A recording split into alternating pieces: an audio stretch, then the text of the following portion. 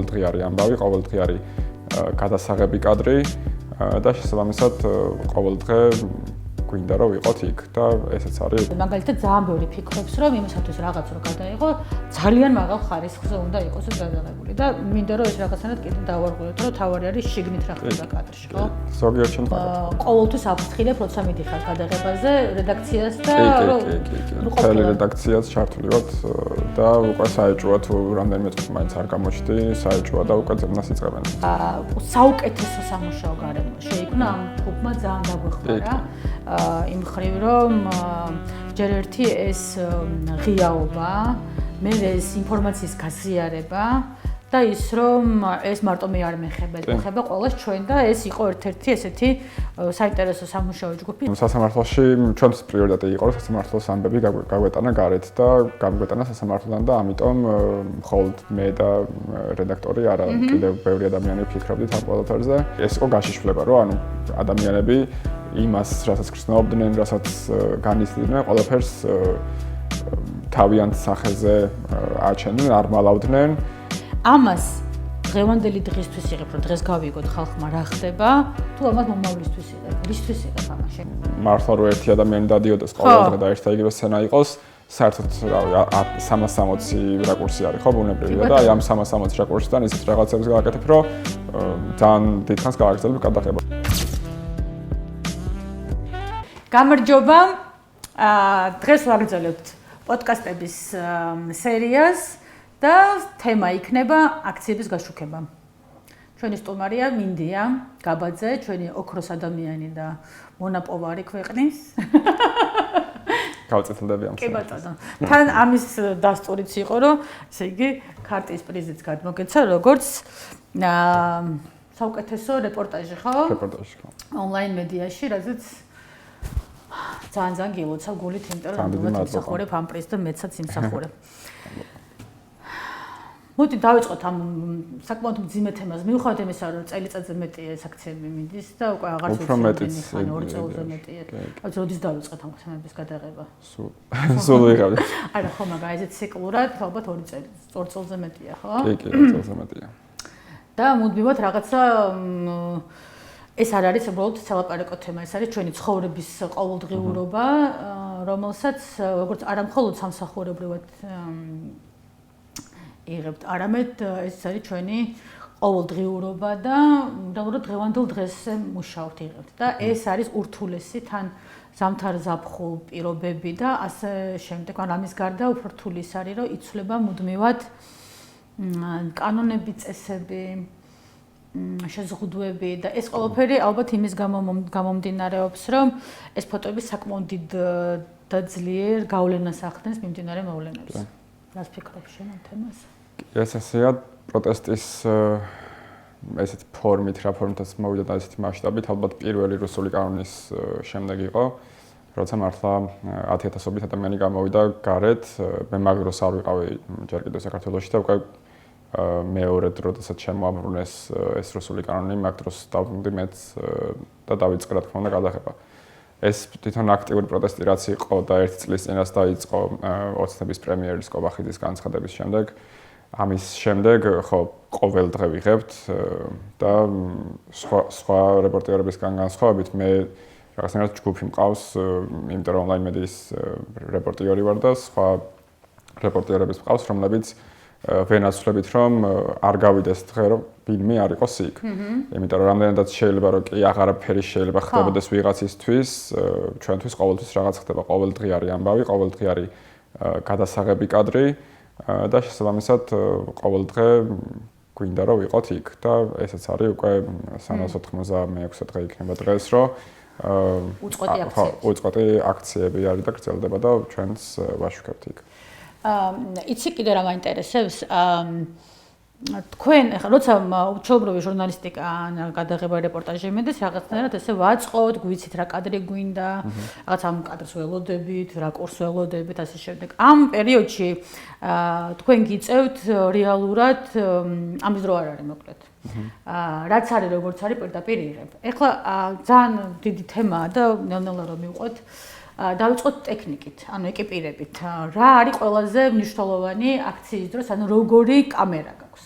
არ გულისხმობ ბრენდს, მე გულისხმობ დაუშვათ რამდენად მარტივად გამოსაყენებელი უნდა იყოს და ასევე მაგალითად ძალიან ბევრი ფიქრობს რომ იმისათვის რაღაც რო გადაიღო ძალიან მაღალ ხარისხზე უნდა იყოს ეს გადაღებული და მინდა რომ ეს რაღაცნაირად კიდე დავარღვიოთ რომ თავარი არის შიგნით რა ხდება კადრში ხო? ზოგიერთ შემთხვევაში ასე არის, იმიტომ რომ ეხლა დღეს 21 საუკუნეში მით უმეტესად ჩვენთანაც აქციების დროს მე მახსოვს რომ ფოტოგრაფების გადაღებული კადრები კი არის, ან აქციის მონაწილეების გადაღებული კადრებიც ყოფილა მნიშვნელოვანი და თუნდაც ცნობილი გამხდარა, ვაირალ გამხდარა და რაღაცა უჩვენებია ამ ფოტოს პროტესტის შესახებ.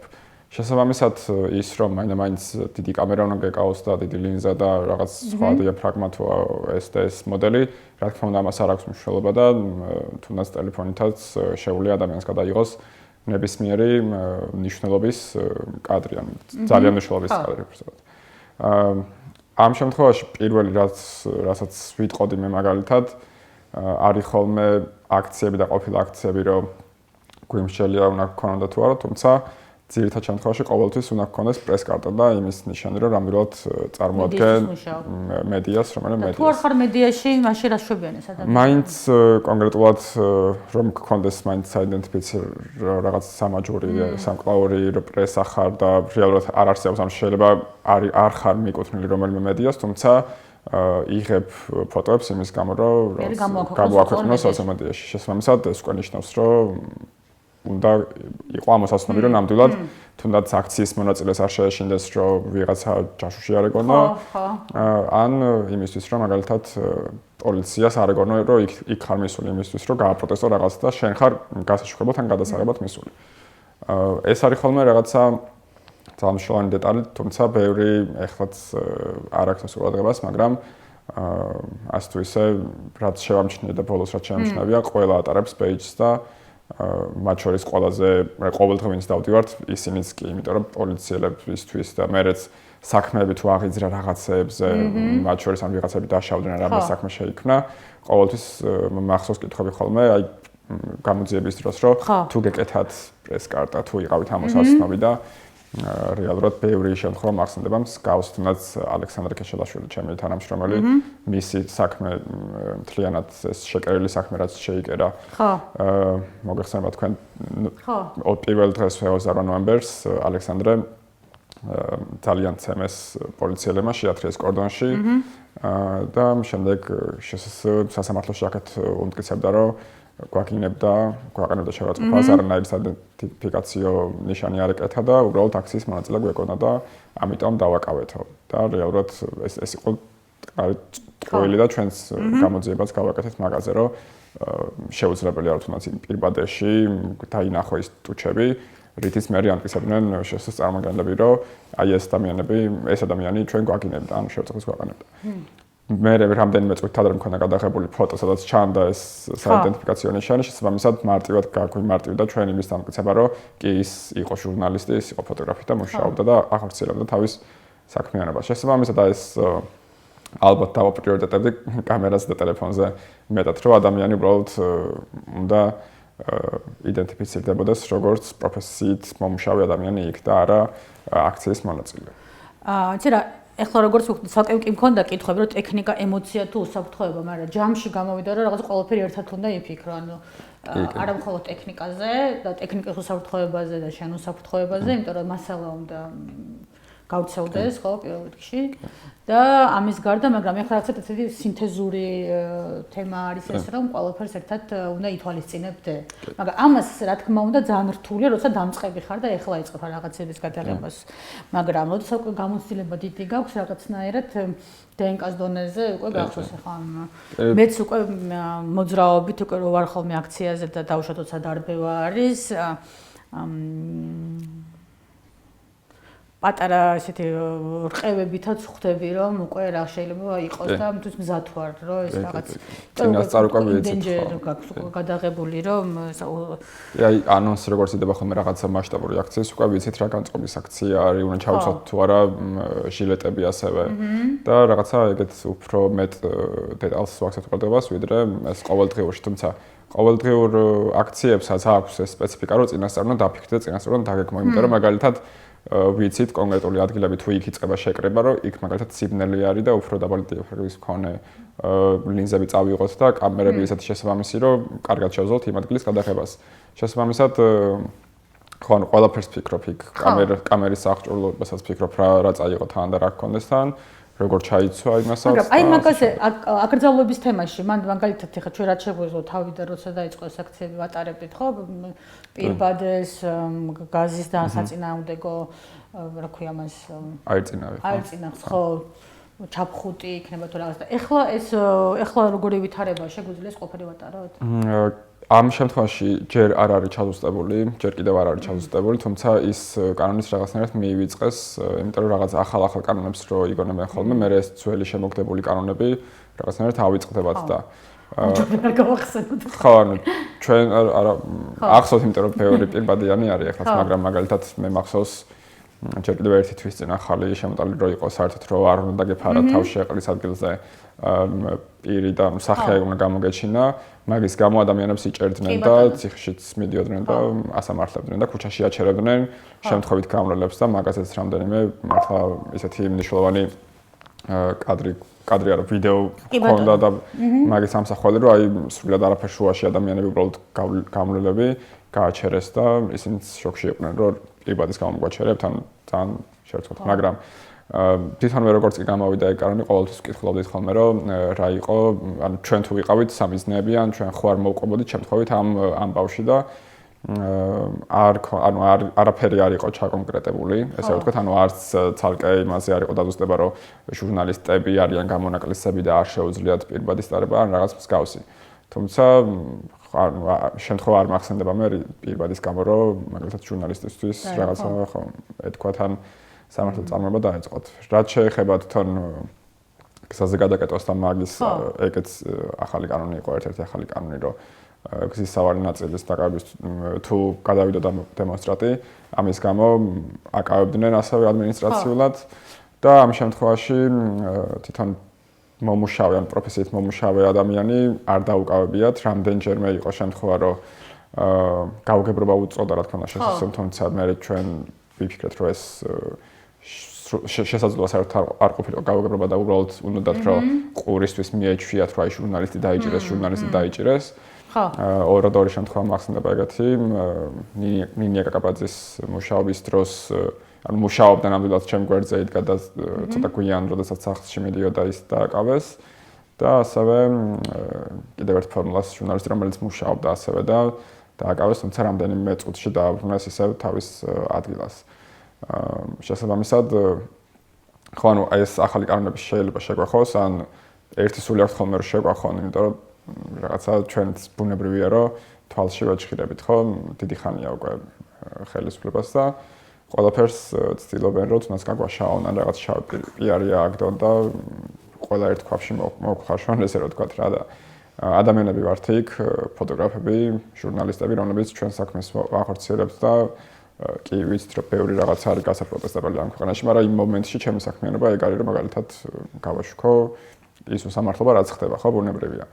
შესაბამისად წინასწარ ფრთხილად ვარ, ვაშუქებ ამბებს, ამის მიუხედავად მაინც მომხვედრია და მაინც ყოფილა ესე ვთქვათ და ყოველთვის აფრთხილებ როცა მიდიხარ გადაღებაზე რედაქციას და მთელი რედაქციაც ჩართული ვართ და უკვე საეჭვოა თუ რამდენიმე წუთი მაინც არ გამოჩდი საეჭვოა და უკვე ძებნას იწყებენ თუმცა ეხლა ვცდილობთ აი ეს ნოემბერ-დეკემბრის ამბების მერე ვცდილობთ რომ მაგალითად მარტო არ ვიყოთ და სულ ვიღაცებთან ერთად გავდივართ რა ჟურნალისტებთან. რაღაცას მოვყვებით ცალკე ჩვენი მეგობრობის ისტორიის ნაწილს. ესე იგი საკმაოდ დიდი ხნის ფოტოგრაფი ვარ და ბევრი აქციები მან გადაღებული ცხოვრებაში და არა მხოლოდ, მაგრამ ამაზე არ ვყვები იმაზე რომ როცა დაიწყო ეს აქციები, გაკეთდა ჯგუფი. ხო. გაკეთდა ჯგუფი, სადაც გაერთიანდნენ ის ფოტოგრაფები, რომლებიც ამ აქციას აშუქებდნენ, აქციებს.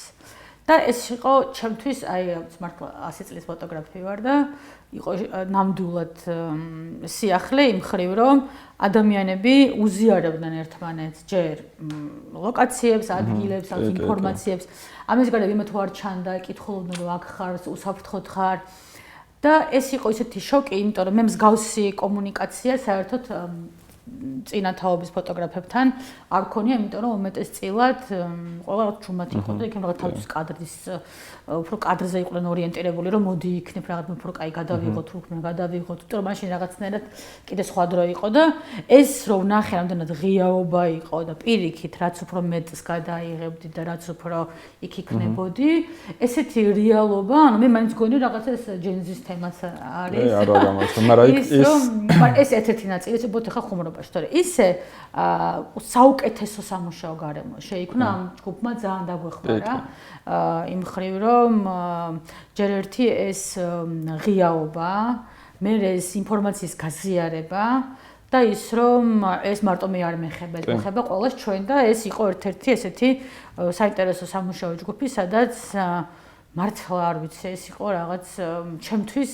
ეგეთი გამოცდილება არ მქონია და ძალიან გამომბედნიერა ამან და ეს ძალიან თქვენი დამსახურება რა თქმა უნდა. მე ყოველ სამოხმო და ვიხსენებ მაგ მომენტს, იმიტომ რომ იქ ველს კი მე მაგალითად მთელი რედაქცია მყავს ხო, ჩემს ზურგს უკან და კი მოიკითხავენ ადამიანს თუ არ გამოჩნდა, მაგრამ ყველა არ არის ეგრე და ზოგი ინდივიდუალური ფოტოგრაფია ხო და რო ვიცით მაგალითად ვინსაც დგას, ვინსაც იდგა ეს კომუნიკაცია ყოველთვის და ეს მათ შორის 6 დეკემბერს მე ფიზიკურად გამისწორდნენ და მაგის მერე საერთოდ ვამბობ კიდევაც პირდაპირ დაარმალავ რომ არანაირ უწყების მიმართ ნდობა აღარ მაქვს, ანუ ვიცი რომ პოლიცია მე ქუჩაში აღარ დამიცავს, იმიტომ რომ მქონდა ეგეთი გამოცდილება მცემეს ტიტუშკებმა პოლიციელების წინ და საერთოდ ამასთან დაკავშირებით რეაგირება არ გავკეთებია ადამიანებს რამდენიმე ჯგუფს, ასე ვთქვათ, რამდენიმე ეკიპაჟს, ხო? აი ამის შემდეგ რომ თქვი რომ აღარ მაქვს ნდობა, მე ანუ ქუჩაში ხომ უნდა გამოხვიდე რეალურად, ანუ აი არენდობი პოლიციას არენდობი, მაგრამ ვის ენდობი და აი ეგ იყო ჩემი რაღაცა აღმოჩენა, რომ ერთ-ერთი ვენდობი ადამიანებს, ჩემ თანამშრომლებს, ჩემს მეგობრებს, რომლებთან ერთადაც ვარ იმ ცხელწერტილში, ესე რომ ვთქვათ რა და ვიცი რომ კი ან პოლიცია არ დამიცავს, მაგრამ დამიცავს და რაღაც არ მიმატოვებს, როგორც პოლიცია მიმატოვა, მაგალითად ცემის დროს, თუ მე ვიყავი ვინმე სამიზნე. შესაბამისად აი ამ ყველაფერზე ფიქრმა მიმოყვანა იქამდე, რომ კი ანუ ესეთი რაღაც community ძალიან აუცილებელი იყო ზუსტად რა. შენი ყავი ხო რომ მე ერთხელ გახსოვს რომ გეძებდით? კი, უცებ. საქართველოში გავხდე.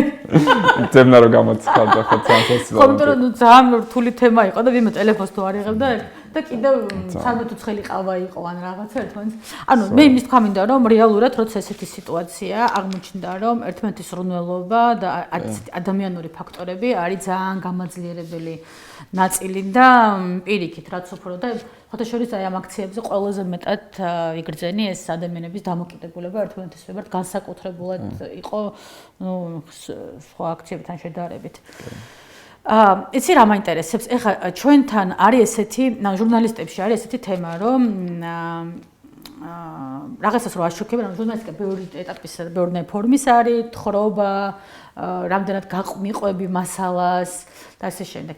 მაგრამ შენ რასაც იღებ, გასაგებია რომ სამსახურიც არის, მაგრამ ძალიან კარგად ჩანს, რამდენად კარგად ერკვევი თემაში. ამას ასე სპეციალიზირებულად არის ხოლმე, რომ მაგალითად ერთ თემაზე როცა მუშაობ, მაგრამ შენ შემთხვევაში გარდა აქციებისა, შენ კიდე დაგემატა ესე რომ ვთქვათ, ცალკე ნაწილი, ეს არის სასამართლოს გადაღების და სასამართლო ფოტოგრაფია ესე ჩვენთან მიგან რომ პატარა ქვეყანა ვარ ძალიან ესე ცალკე ესე განვითარებული არ იყო ესეთი მიმართულება ფოტოგრაფიაში ყველაფრის გადაღება გვიწევდა როცა რეპორტიორებად მუშაობდით და შესაბამისად მაგრამ შენ შემთხვევაში ესე არ არის ეხლა გეტყვი რატო იმიტომ რომ შენ გაქვს განსაკუთრებული თხრობის მანერა ეხლა ნახე რას გულისხმობ ის რაც ჩაუბრო რეპორტიორს აქვს სტილი, კომპოზიცია, თხრობის მანერა და როგორ უნდა დაიწყოს და განავითაროს, შენ გაქვს სრულად შენებური ხედვა, რაც ძალიან მომწონს თავისუფალი ამ ყველაფრისგან. იმიტომ რომ ამაზე რა ვიცი, ყველა წიგნი იწერება, მაგრამ შენ ხარ ამისგან ყოფილი თავისუფალი, რაც თვალში მოსახვედრად დასამახსოვრებელია. და გადასული და იღებ პირდაპირ, ასე ვთქვათ, სხვილ ხედებს, რომელსაც ძალიან ბევრი არ რისკავს ხოლმე რა. და ამ სხვილ ხედებში შენ გადაღებული ადამიანების პორტრეტები სასამართლოს ხდომის დროს და იგრძნობა რამდენად გენდობიან ეს ადამიანები შენ. და კიდე იცი რა იგრძნობა, რომ ამ ყველაფერსგან ძალიან თავისუფლები არიან ის ბიჭებიც იქ ვინც არიან. და შენ ახერხებ ამის გადმოცემას და კიდევ იცი რას ახერხებ, რომ იცი რამდენად რთულია იქ გადაღება, იმიტომ რომ ძალიან ბევრს გვინდოდა, მაგრამ ვერ მოვახერხეთ. ეხლა საერთოდ გქონი შეუძლებელია. აღარ არის ხო, ვეღარ შევდივარ. და ანუ რაც გადაიღე, დანარჩენ ჯაჯერობით ესებად მხატვარ ვინც იცის გონი სკეჩებს ხატავენ, ხო თუ მაგრამ ეხლაც ისევ და ისევ ძალიან რთული არის უფრო სკეჩები და დიდი დროის ხარჯვა არის და მაგრამ მე მაინც იმის თქვა მინდა რომ იმის გამო რომ ეს ფოტოები იმ ერთ-ერთი ნაწილი რა თქმა უნდა არის ის რომ ამ ფოტოებს იმდენად ძლიერი გავლენა ქონდა ადამიანებზე და ეს არ არის მარტივი გასაკეთებელი ფოტოგრაფისტვის ის რა მაინტერესებს ეს როგორ მოხდა ანუ აი ამ ფოლოვინგი აი ამ გაყოლება გაგრძელება აი ეს რომ ამის შემდეგ ეს არის ერთი ამბავი სხვა რამე აღმოჩნდა როგორც სხვადასხვა ადგილას მიდის ერთი და იგივე ამბავი აი აქ როგორ მუშაობდი აქ რა ხდებოდა ეს შენ როგორ იპოვეს ან ეს კომპოზიცია ან ეს თემა და პლუს ამ დროს როგორ რაზე ფიქრობ მასალაზე ფიქრობ ამათზე ფიქრობ შენ აი რაზე ფიქრობ აი რა მოდის აქ პირველი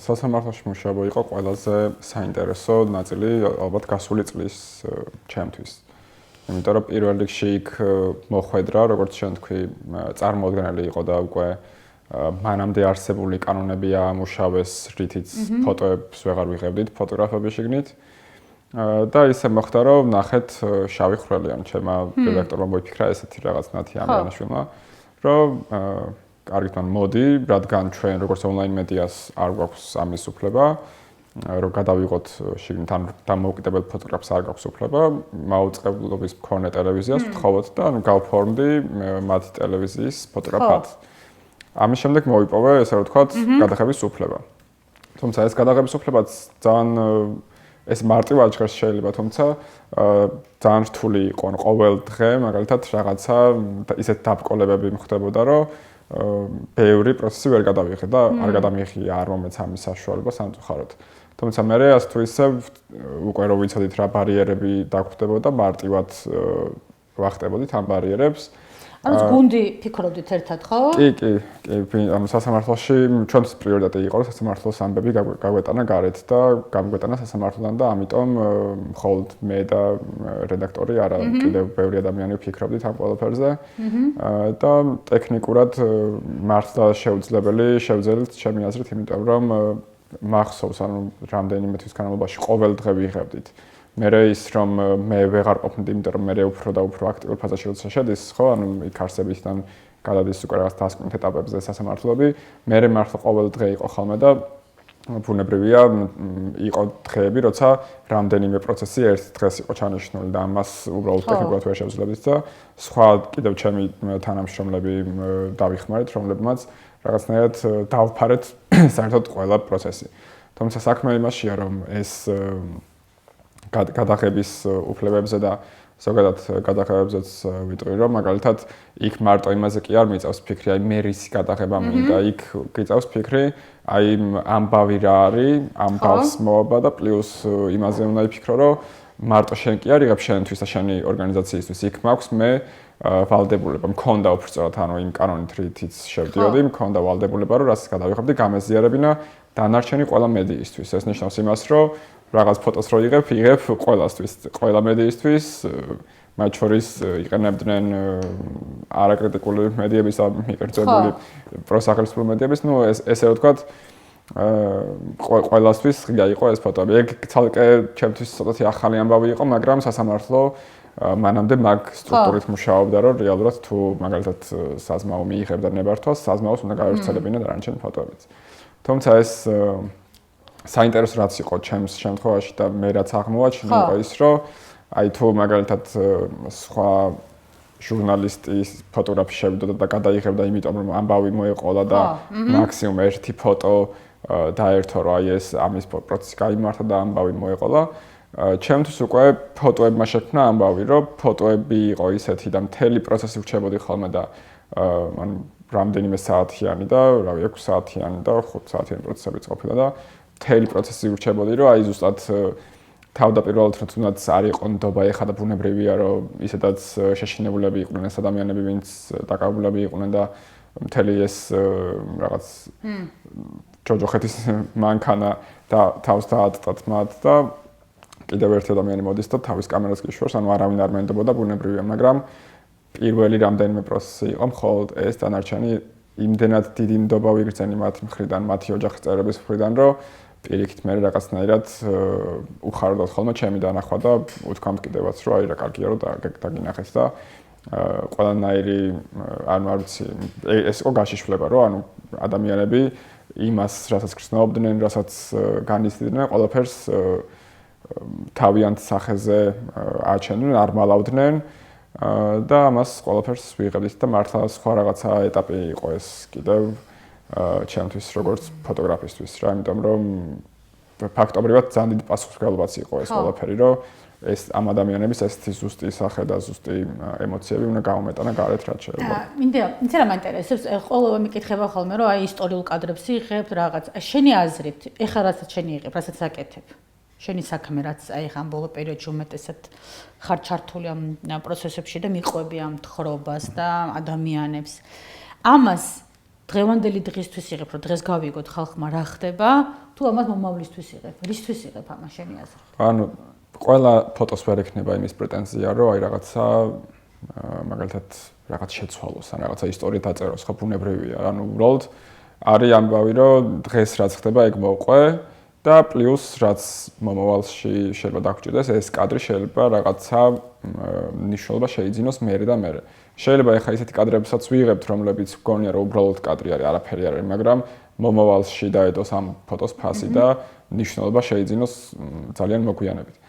შესაბამისად, ხო ესე ხო არ არის, რომ ანუ ფოტოს რო იღებ, არ ფიქრობ რისთვის იღებ ეს რაღაცა ისტორიისთვის იღებ თუ რაღაც უბრალოდ დღეს უნდა გააშუქო მაგალითად რაც ხდება გარეთ რუსთაველზე, ასე რომ ხო ეგ ცოტა მე საფიქრელი ამბავია და თუნდაც ახლა არ ვიცი სასამართლოების ამბავი მართლა ჩაიხურა და ყველაზე მეტად გული მწყდება და საერთოდ მაგრამ ეხლა გადაინაცვლა მშობლების აქტივობებში, რომლებიც დადიან და ხო ეგ არის ამ აქციის თელი ამბავი, რომ სულ მუდმივად იცვლის სახეს და სხვადასხვა ფორმით, სხვადასხვა ადგილას გადადის. იცი კიდე რა მაინტერესებს? აი როცა კადრს იღებ, აი კადრს რო უყურებ, აქციების დავშე რუსთაველზე რო დავუბრუნდეთ. რას აქცევ კადრში ყურადღებას? აი დავუშვათ ახლა არ არის დარბევა და ჩობოთ ანუ ხალხი დგას და მიდიხარ. რას აქცევ ყურადღებას? სიმბოლოს, ემოციას, თუ რას? ეს როცა არ არის ხოლმე დარბევა და ჩვეულებრივი მომენტი როცა არის და მაინც ამბავი როცა არის თუნდაც ყველაფერს, იმიტომ რომ ამის საშუალება არის, რო არ გარბიხარ და გადარჩენის ძალებს შესაბამისად მათ შორის სიმბოლოებს, მათ შორის ემოციებს, ადამიანებს, ასე პოლიციელებს, ხო, პოლიციელების რაღაც თუნდაც განლაგებაც კი შეიძლება ვიღაცის ემოციური იყოს და რაღაცას ნიშნავდეს და მე სიმბოლო, ანუ ყველაფერი ერთმანეთზე ისე არის გადაჯაჭვული და ყველაფერი ისე არის, რომ საერთო სურათის დახატვას თუ შეძლებთ ფოტოებით, ანუ ეგ არის რეალურად ყოველდღიური მიზანი, რომ რაღაცნაირად აი ეს სცენა რაც იქმნება, მაგ სცენის გადმოტანა შეძლო თუნდაც ციფრულად, რა ხო? სხვამა ნახონ. შესაბამისად. იცი კიდე როგორ არის ხოლმე? აი ადრე იყო ესე, ადრე რა, ნუ რომ მაგალითად რაღაცას რო იღებ დიდი ხანი, მე კადრების რაოდენობა იკლებს ხოლმე, ანუ თავიდან რაღაც რო იწყება ბევრს, აი მაგალითად თუნდაც სამოგზაურობის ფოტოგრაფიაც რო ავიღოთ, რო არ იყოს აქციები, სადღაც რო მიდიხარ, უფრო ბევრს იღებ თავიდან და მე რაღაცა ეს იკლებს. და როცა უკვე პროფესიონალურად მუშაობ, თან გახსოვს რა გადაიღე, რა გაქვს და შესაბამისად კიდევ უნდა იფიქრო იმაზე, რომ ეს კადრი არ გამეორდეს, აწახლებურად იყოს თუ ეს კადრი გაქვს. ან ხანდახან არის რომ წამოსულ ხარ და მე გიფიქრია, რომ აი ეხა ეს ამ რაკურსიდან, იმ რაკურს, ანუ მუდმივად მუშაობ, იმიტომ თან უნდა გახსოვდეს კიდე რა გადაიღე ადრე და მარტო შენ კი არა. ზოგადად რა შუქდება ამ თემასთან დაკავშირებით და ვინ რას იღებს, ვინ რას აკეთებს. ხშირად ყოფილა რომ შეგვიქი ერთმანეთი რა კარგია და იმიტომ რომ ეს არის რაღაცა პროფესიული თემები, რომელიც ასევე გზრდის, იმიტომ რომ რაღაცნაირად ახლა როგორ შეიძლება რომ თავიდან როცა იღებდი აქციას რაც გინდა ნებისმიერ თუ პოლიტიკური მოვლენა, ჯანდაცვა თავიდან და შემდგომ თავისთავად ეს გამოცდილება გაქვს ინტუიცია, რომელიც უმთავრესია, ხო, ფოტოგრაფიულად გარდა ცოდნის გარდა, ამ ყოფილად სასინთეზებ და რაღაცა ესე ფიქრობ, რომ აი ეხლა რა უნდა გადავიყვან. ამიტომ იცით ვკითხულობ ამას, აი გააგვშე რამე კიდე ისეთი გეგმები, რომელიც ეხლა ნუ გეტყვი მას და მაინც ახლა თუ არ დაგასო დაწყებული, მაგრამ იმიტომ რომ ეს კადრებიც თავისთავად ყოფილა რომ დამიდია ფოტოები, ტექსტი არ დამიწერე, ფოტო დამიდია, მაგრამ ძალიან კარგად ჩანს ჩემი დავუშვით რაღაც დამოკიდებულება ან ჩემი განწყობა, ხო? და შენ აკეთებ გაქვს რამე კიდე ისეთი ფიქრი, როგორ შეიძლება შენი ასე ვთქვათ ამ ხელა სამუშაო რომელსაც შენ ატარებ, ანუ კიდე გაძლევს რამე ესეთი თემას, რომელიც შეიძლება კიდევ ამ თემის ირგვლივ ოღონდ ცოტა სხვა რაკურსში გააშუქო. აი რაღაც გეხსნება ხოლმე, აი ეს ფიქრი გაქვს მუდმივად ამაზე, რომ კიდევ რაღაც ახალი გააკეთო, კიდევ რაღაც ახალი ფორმა მოიფიქრო. იმიტომ ეს სასამართლოს თემაში მაგალითად შენ მე რაც მომწონს და როგორც გაქვს ეს კადრები, ხო, ეს განსაკუთრებულად განსხვავებული, ხო? აი რაღაცა ეგეც კიდე მართლა ეხლა ველოდები, რომ იქნებ კიდე რაღაცა მოიფიქრო, იმიტომ რომ ეს თქვენი ახალგაზრდული ჯინი თუ რა ჟინი ეს რაღაცა სათუც ხვანერად ხედავთ სამყაროს, ისე მომწონს თქვენი დანახული სამყარო მართალი გითხრა.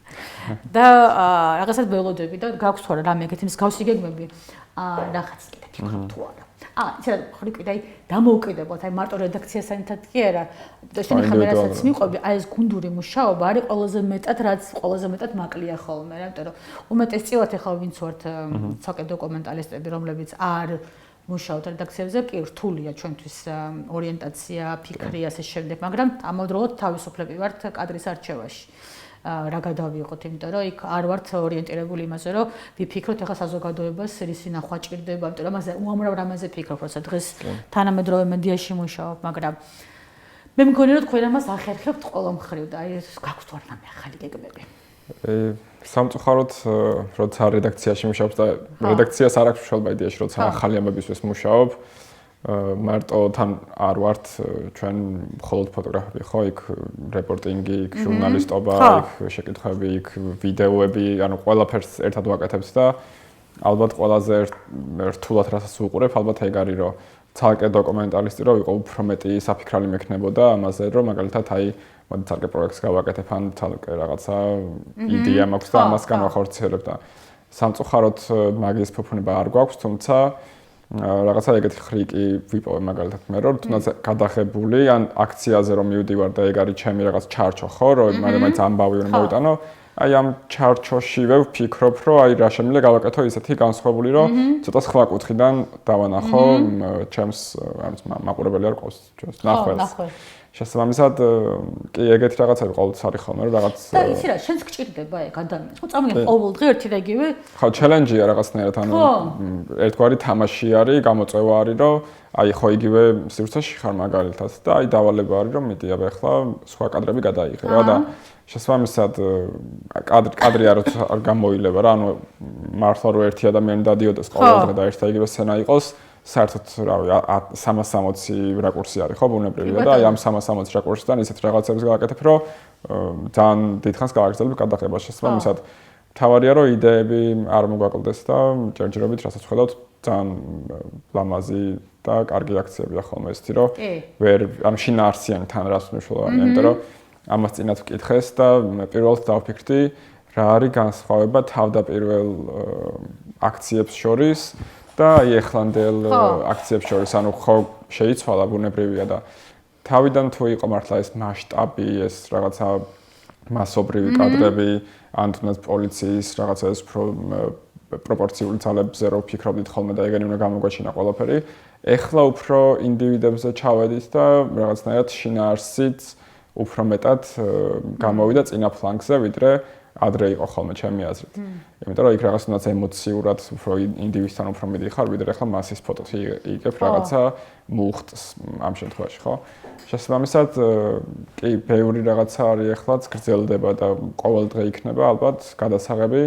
თან მით უმეტეს ახლა იმ პირობებში, რომ ახლა გუშინ რო დაგვიანოს ეს ახალი კანონი უნდა აღვასრულოთ და პოლიციელებმაც გაგვაფრთხილეს. აი ჩვეულებრივი დღე იყო რეალურად უბრალოდ ყველა ადამიანის სახეზე იგრძნობოდა დაძაბულობა, რომ აი რაღაცას ელოდებოდნენ და ბუნებრივია, რომ პოლიციამ რო გაგაფრთხილა და კანონი 15 წუთის მერე შეუძლია რომ დაგშალოს. ყველა ამის მოლოდინში იყო, თუმცა ისე გავიდა დღე, რომ არაფერიც არ მოხდა. ერთი ადვოკატი დააკავეს აქციის მონაწილე და ხო. ამით შემოიფარდნენ. დღეს არ ვიცი, ახლა ვნახოთ ენა იმედია არ მიყევს. იმედია, ხო. ფოტოშორის გამოწვევები არის ხოლმე, აი მეც მუშაობდი ერთ-ერთ საინტერესო სამსახურში და მიწევდა რამოდენიმე წელი გადაღება ამ კონკრეტული სამსახურში და მქონდა ესეთი ანუ გადაუვალი იყო რაღაც კონკრეტულ ოთახში უნდა გადამევა. ძალიან ძნელია მართლა, ეხლა კიდე ქუჩა კიდე გაძლევს რაღაც ვარიაციებს და აი წამოგინო ერთი და იგივე ოთახში, ერთი და იგივე ტიპის შეხვედრების გადაღება რო გიწოს მუდმივად და რამდენად რთულია ამის რომ ერთი და იგივე კადრი არ იყოს დაუშვათ და ძალიან ძნელია ხოლმე ამის ფიქრი, მაგრამ კი გამოწვევა ეს ნამდვილად და ეს არ უნდა სასამართლოში დავსპეცდი ესე რომ თქვა სხვათა შორის შეიძლება ითქვას და თუნდაც აი ერთ და იგივე ადამიანის პროცესზე რომ მიდიხარ, აი ხო შეიძლება თქვა რომ აღარ არის საინტერესო, არა ყოველი მომენტი და ყოველი წუთი და ყოველი პროცესი იყო იმდენად საინტერესო ჩემთვის რომ არ ვიცი მართლა სხვა კუთხით დამანახე, იმიტომ რომ ეგ იყო რა, ანუ მე მახსოვს ის მომენტები კიდევაც რომ ეს პრესამსახურები წარმომადგენლები ვინც მუშაობდნენ სამსახურში იქ სასამართლოში და ვინც ალბათ ყველაზე მეტად მიმწარებდა იქ ყოფნას ხოლმე და მუშაობას იყვნენ ეს ადამიანები რომლებიც ეს მანდატურებთან ერთად ცდილობდნენ ხოლმე რომ აი ჩემთვის რაღაცა ისეთი კანონებით დაეწესებინა რომლებიც არც იყო სასამართლოში რომ მაგალითად აი ძალიან მომწონდა ხოლმე ის კადრები როდესაც ადამიანების გარეთ დარჩენილი ადამიანები იყურებოდნენ ხოლმე მაგალითად ფანჯრებიდან და ვერ შემოდიოდნენ, იმიტომ რომ ხშირ შემთხვევაში იყვნენ მოწმეებად ამ საქმეებზე და არ შეეძლოთ რომ თავიანთ დაკითხვამდე შესულიყვნენ ოთახში და აი იყვნენ ხოლმე მაგალითად პატიმრების მეუღლეები, რომლებიც გარედან იხედებოდნენ რა და აი ბევრჯერ მივუცდებიათ მაგაზე რომ აქედან მაგეთკენ ნუიღებ. ანუ არ გადაიღო მაგეთკენ. ხო და რეალურად რომ კანონით არ არის ხო ეს გაწერილი ბუნებრივია რატო უნდა დამიშალო რა. ან მაგალითად მაგეთკენ არ დადგე და აქეთკენ დადექი. ანუ ესეთი რაღაც ყოფილა რა და ბუნებრივია ახლა ესეთ ჩარჩოებში რო ხარ და ჩარჩოებში გაქცევენ ადამიანები, მე კიდე გეხსნება ცალკე რაღაცა, რითიც ფიქრობ და რითიც აკეთებ. ხო, ეგეც ის ცხოვრება.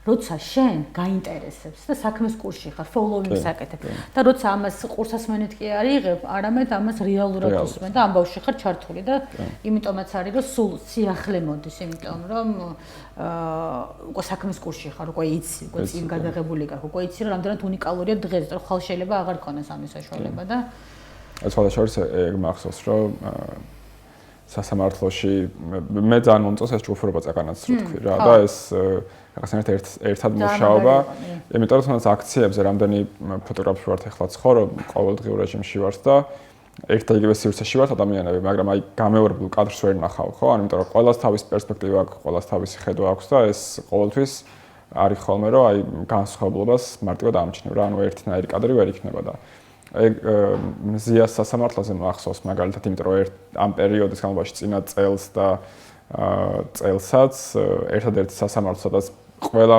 შეეძლო შესვლა და გადაღება ვისაც მოუნდებოდა იყო მზია სასამართლო, იმიტომ რომ ტარდებოდა ბათუმში ორშაბათობით. ხო, ნუ ორშაბათობით და შესაბამისად იყო რომ აი ხო ამ შემთხვევაში ბევრი ჟურნალისტი და ბევრი ფოტოგრაფი შევიდა რომ გადაიღო მზია, ხო აი მაინც სხვადასხვა კადრი იყო. სხვა პერსპექტივით იყო გადაღებული, სხვა ემოციები იყო საერთოდ და აი მან მივხვდი რომ ხო ანუ ეხლაც რო ღია იყოს სასამართლო და ყველა შევდიოდეს და ყველას გვიწევდეს გადაღება, აი მაინც სხვა კადრი იქნებოდა, სხვა ემოცია იქნებოდა ისე როგორც ეს იყო სხვა შემთხვევებში. ბუნებრივია აი მაფიქრებს ხოლმე ეგეთ რაღაცეებზე ზუსტად რომ მინდა ხოლმე რომ აი სასამართლოში ბევრჯერ ყოფილა ეგეთ მომენტი რომ აი ნეტა აქ ყოფილიყო ესენი და ესენი რომ ჩემი მეგობრები ფოტოგრაფი რომ გადაიღოთ ეს და ეს შემთხვევა რა. იმიტომ რომ არის პრივილეგია იყო, რომელიც მართლა მე პასუხისმგებლობაში გადავიდა რომ რაღაცნაირად უკვე ვალდებულიც ვიყავი რომ მალე და კარგი კადრები გამეგზავნა და რაღაცნაირად დიდი ამბავი იყო რომელიც ჯერჯერობით დასრულდა და არ ვიცი თუ ოდესმე კიდე გაგრძელდება, მაგრამ მთელი ცხოვრებას რომ მომიწიოს რაღაც გადაღება სასამართლოში არ დამეზარება, იმიტომ რომ აი საინტერესოა რა, ანუ ძალიან საინტერესოა რა იქ მუშაობა. და ძალიან საინტერესოა, ამიტომ შენი ფოტოებიც მინდა გითხრა. ძალიან კაი. მოდი, ეხლა უკვე დავასრულოთ, დასასრულისკენ მივდივართ და ესეთი კითხვა უყვართ ხოლმე, რომ აი რა რჩევას მიცემ და დამწყებ ფოტოგრაფებს. დამწყებ ფოტოგრაფებს არ ვიცი სხვათა შორის. ალბათ უბრალოდ ძალიან ბევრი გადაიღო. ეგ ახალმე რა, რამაც ალბათ ყველა ჩვენგანი აქამდე მოგვიყვანა ის, რომ აი ყველაფერს ვიღებდით თავის დროზე, მათ შორის ბავშვობიდან, იმიტომ რომ მეც ბავშვობიდან დავიწყე გადაღება და კამერა ბავშვობაში გავიცანი და აი ყველაფრით ვიღებდი, როცა კამერა იყო, კამერით ვიღებდი, როცა ტელეფონი იყო, ტელეფონით ვიღებდი, ფანრიანი ნოკიით ვიღებდი. ხო. ფაქტობრივად და შესაბამისად ესაა რომ გადაიღეთ ყველაფერი და არ მოგერიდოთ არაფრის გადაღება რა. ეგაა მეტი ამ ეტაპზე. და კიდე ხო, ბევრი ადამიანი გაიცანით ესაა კიდე ესა. თავარი რომ ბევრი კავშირი ამ სფეროში ყოველთვის ხსნელია ხოლმე ესე ვთქვათ. ძალიან დიდი მადლობა, სუპერ.